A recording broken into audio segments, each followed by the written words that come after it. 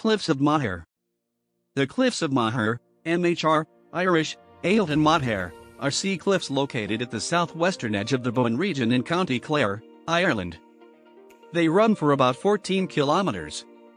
At their southern end, they rise 120 meters above the Atlantic Ocean at Habs Head, and, 8 kilometers to the north, they reach their maximum height of 214 meters just north of O'Brien's Tower, a round stone tower near the midpoint of the cliffs, built in 1835 by Sir Cornelius O'Brien, then continue at lower heights.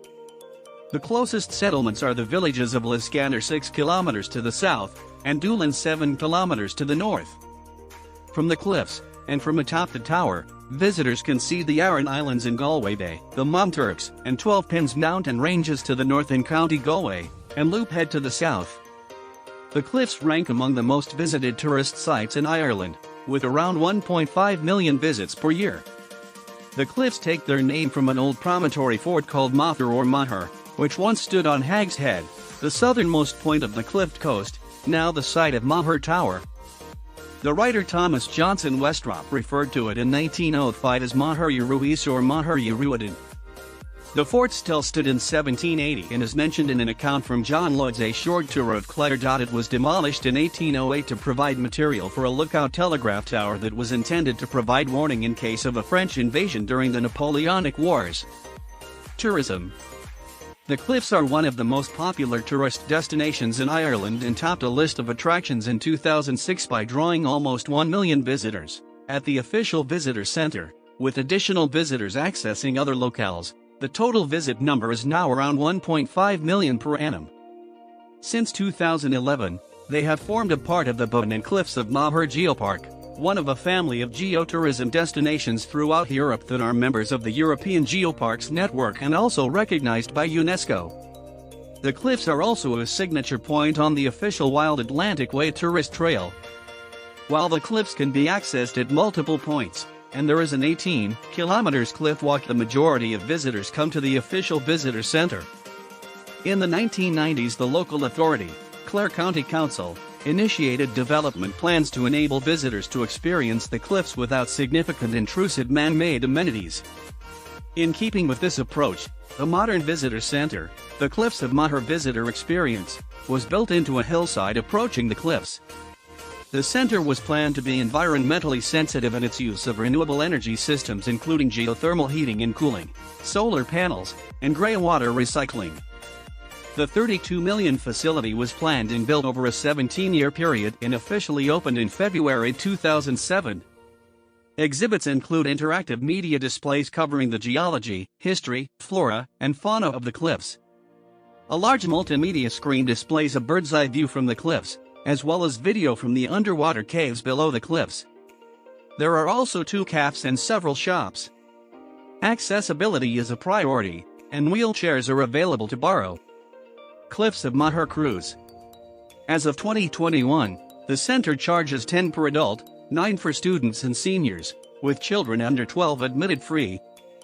This covers parking, access to the visitor center and Atlantic Edge exhibition, and a contribution towards conservation and safety at the cliff's geology and wildlife. The cliffs consist mainly of beds of Namurian shale and sandstone, with the oldest rocks being found at the bottom of the cliffs. During the time of their formation between 313 and 326 million years ago, a river dumped sand, silt, and clay into an ancient marine basin. Over millions of years, the sediments collecting at the mouth of this ancient delta were compacted and lithified into the sedimentary strata preserved in the now exposed cliffs. The area is considered a geologic laboratory that preserves a record of deltaic deposition in deep water. Individual strata vary in thickness from just a few centimeters to several meters, each representing a specific depositional event in the history of the delta. In aggregate, up to 200 meters of sedimentary rocks are exposed in the cliffs of Moher. Trace fossils are abundant, comprising 2 main types: scolitia or worming trails, which are interpreted as feeding trails left by as yet unidentified invertebrates, and burrow marks, which are circular features preserved as casts of burrows once occupied by as yet unidentified marine creatures. Ripple marks are preserved in some stones. Today the cliffs are subject to erosion by wave action, which undermines the base of support, causing the cliff to collapse under its own weight. This process creates a variety of coastal landforms characteristic of erosional coasts such as sea caves, sea stacks, and sea stumps. Brennong Moor, a 67-meter-high sea stack at the foot of the cliffs of Moher below O'Brien's Tower, was once part of the cliffs, but coastal erosion gradually removed the layers of rock that joined it with the mainland. A large sea arch can also be seen at Hab's Head below the Napoleonic Signal Tower, and many smaller sea arches can be seen from sea level. It is possible to see 300-million-year-old river channels cutting through, forming unconformities at the base of the cliffs. At peak season, there are an estimated 30,000 pairs of birds living on the cliffs, representing more than 20 species. These include Atlantic puffins, which live in large colonies at isolated parts of the cliffs and on the small Goat Island, and razorbills. The site is an important bird area. A wide range of sea life can also be seen, from gray seals through porpoises, dolphins, minke whales and basking sharks, as well as, occasionally, sunfish. On land, feral goats, foxes, badgers, and the Irish hare are found, along with various breeds of farm cattle.